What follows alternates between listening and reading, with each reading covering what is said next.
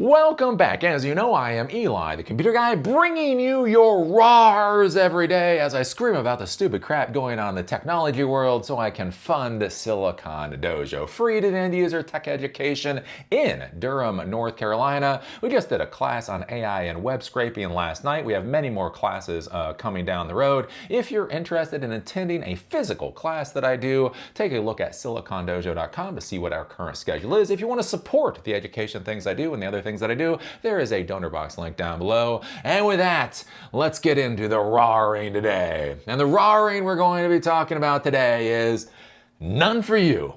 None for you. This is for the good geeks. This money is for the good geeks. And you're not a good geek anymore. I do think this is an interesting story talking about the world of technology, because there's this idea in the world of technology is that when somebody in the world of technology is making a lot of money, we're all making a lot of money. That's just not how this world works. That's just not how this world works, right? There are many times in our industry where certain niches in our industry are just fucking taking off, and other niches are basically going bankrupt and starving, right? It's interesting to be thinking about. Again, something to be thinking about with your career and your jobs. For whatever reason, back when I was in the Baltimore area, we had this suburb of Baltimore called Hunt Valley, Maryland. And for some reason, there was a lot of video game development there. Like, you wouldn't know it. Like, if you looked at Hunt Valley, Maryland, it's just a pretty shitty fucking, suburban sprawl type of place. I mean, it's nice enough. It's got trees and other things. But anyways, you go to Hunt Valley, Maryland, and it doesn't really look much different than any other suburb around the country. But for some reason, game development had just, become concentrated there for some reason. Anyway, so I was talking to a CEO that was running a game development company, and I was just talking to him. I was like, yeah, out of curiosity, for game developers, how much do you pay your programmers? And so this is a number of years ago. But he was like, yeah, it comes out to about $42,000 a year. And I was like, what? I'm sorry. Was that $142,000 a year? And he's like, no, about $42,000 a year. And I was like, what the fuck? And basically what he told me, interesting thing to think about, one of the things he told me is that everybody wanted to be a game developer, right? Everybody comes out of college and the thing they want to do is be game developers, right? And so whenever he put out a job listing, he would get so many people interested in becoming a game developer, he can literally just lowball them. He can literally just lowball them. Right? And somebody, a good quality candidate, would say yes because it was so cool to work on video games. And that was one of the weird things. So like literally, you would talk with C# developers making 125, 150 a year, right? You talk about Ruby developers making 100 a year. You talk with these other developers making good money, and then talk with the game developers making 42. And the reason is because that particular niche, so many people wanted to do it, they were willing to make a lot less money. So anyways, that's an important thing to be thinking about with our industry, is that many times it's not simply that you're in the tech industry, but it's where in the tech industry you are is where you get the outsized returns. And so right now, where you get the outsized returns is in the AI sphere, right? If you're coding for AI, deploying for AI, frauding based off of AI, swindling based off of AI, pulling out guns, saying AI made me do it. Like, as long as you put AI around whatever behavior you're doing, you make a lot of money. Everybody else might be having some problems. And I think that's interesting here. So this is coming from CNBC, and the names we're talking about aren't small companies. Dell, Hewlett-Packard Enterprise, HPE, shares sink after Morgan Stanley downgrades computer hardware stocks also hit. So basically, as I've talked about before, right, AI is sucking up all the hardware, right? You think about AI and it's sucking up hardware, and you're like, okay, it's sucking up the NVIDIA GPUs. But Eli, I don't need a $40,000 GPU, so I don't care about AI. Yeah, but the thing is, those servers that have $40,000 GPUs, they actually need RAM, and they need CPUs, and they need power supplies, and they need storage, and all those other things. And so that's one of the things I've been talking about, is we are now getting shortages of the hardware, that other type of hardware, because AI is consuming all of it. Not only is there shortages for that hardware, but the price of the hardware that is available is going up. And also one of the issues is a lot of the manufacturers of hardware are now starting to focus on who their biggest customers are, because it is capitalism, right? If AI is willing to pay, if AI customers are willing to pay you more money, you start focusing your products more on the AI customers. And then that means basically everybody else in the world that uses computers starts to have bigger and bigger issues. Right now, for you or for me, sitting there thinking about, okay, my laptop is going to be more expensive, or whether or not I can buy a gaming rig. But as I say, in the technology world, it's, what you have to think about is everything at scale. You are looking at a computer that's now 50% more expensive, especially with tariffs and everything else. You're having to decide whether or not you can buy it. Realize millions of people are making the exact same decision. And so companies like Dell and HP Enterprise and other of those OEM vendors that sell hardware are now going to be losing those sales, because prices and supplies and all that kind of stuff are basically going to hell.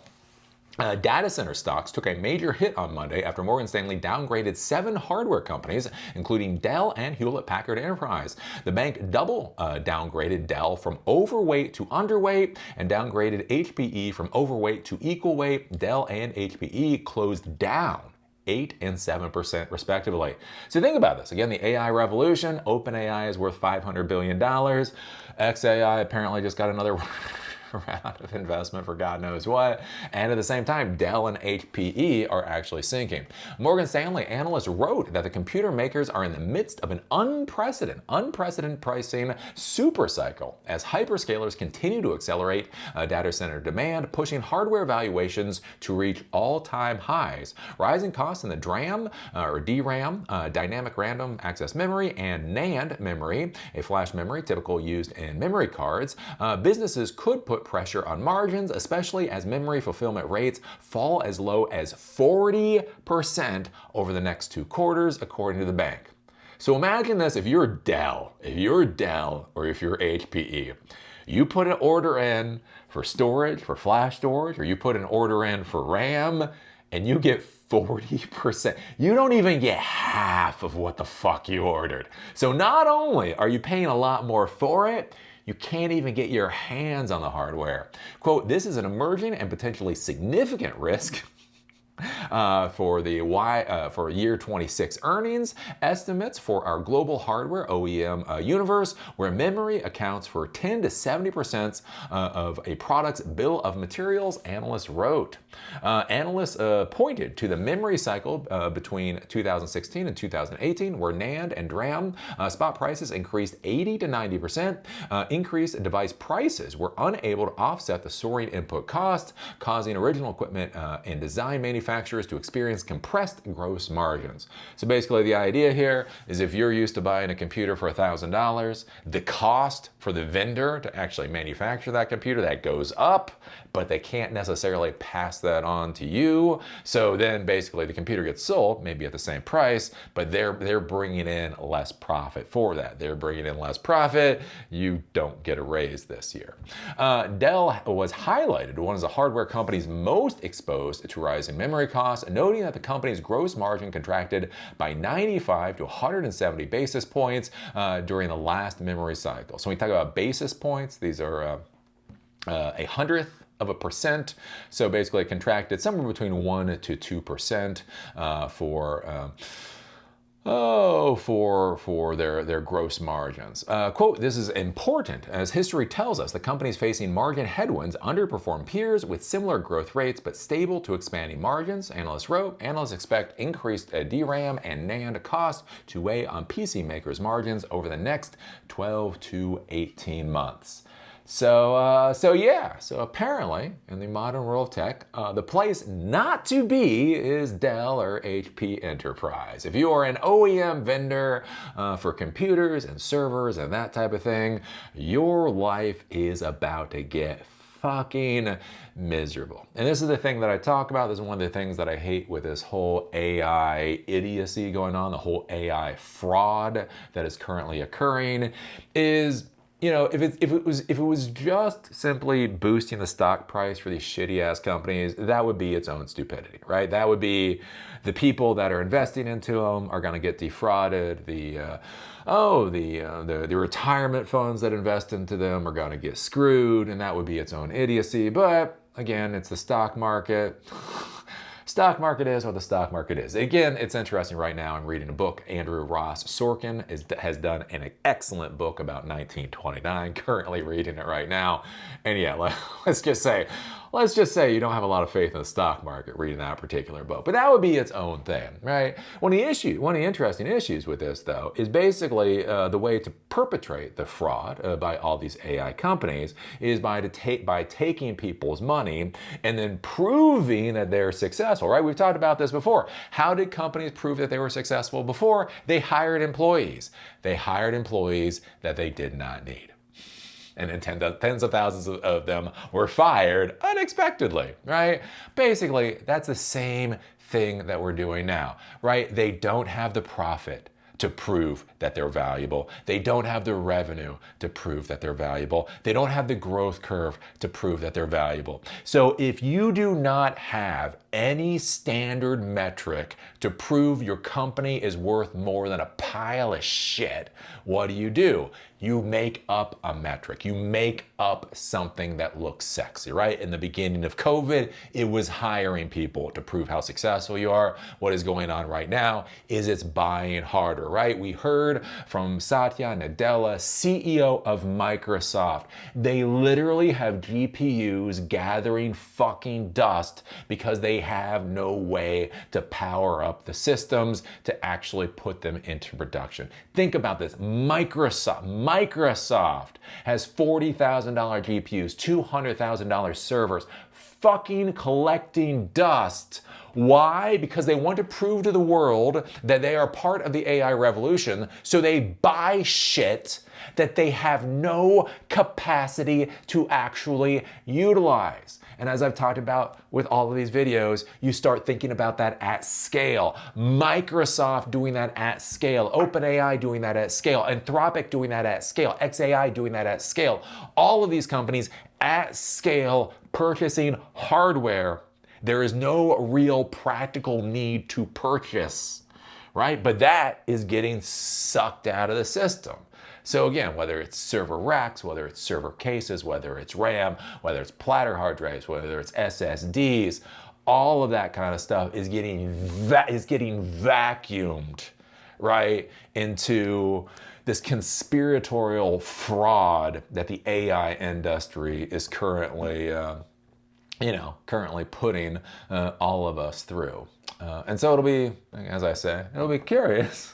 Be curious to see what goes on in the future, right? As somebody, talking to tech decision makers, one of the big things to be thinking about right now is how the fuck do you push out your refresh cycles, right? Because that's the thing in the tech world, right? Especially if you're dealing with enterprises, you have these things called refresh cycles.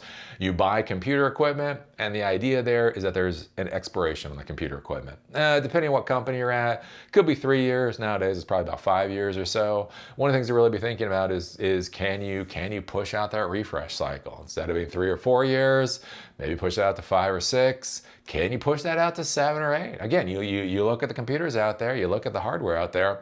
Why couldn't you have that hardware running for 8 years, right? You think about it, right? We're going into 2026. So when I talk about 8-year-old hardware, it's like, oh, man, it's only 2018. I mean, to me, that doesn't seem like that long ago.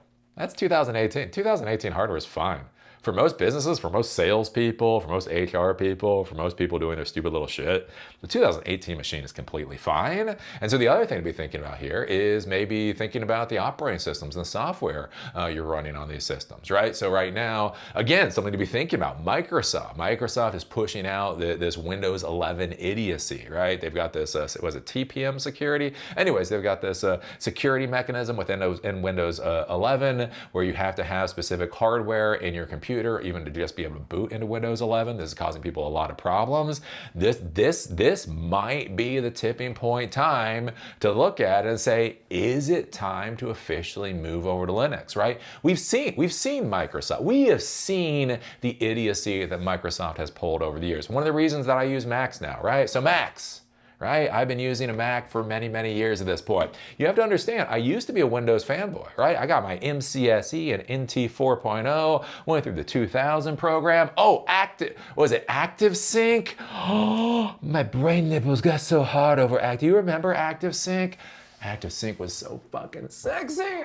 Anyways, I loved ActiveSync. I love the Outlook Exchange platform system that they had. I was a total fucking Windows fanboy. If you followed me for well over 10 years at this point, you'll remember when I used to be a Windows fanboy. I literally at one point had a Mac. I bought a new Mac. I hated the operating system so much, I literally put like Windows 7 on it. And I used to talk about that in videos, again, back in 2011 or something. Anyways, Balmer comes out with that piece of garbage Windows 8.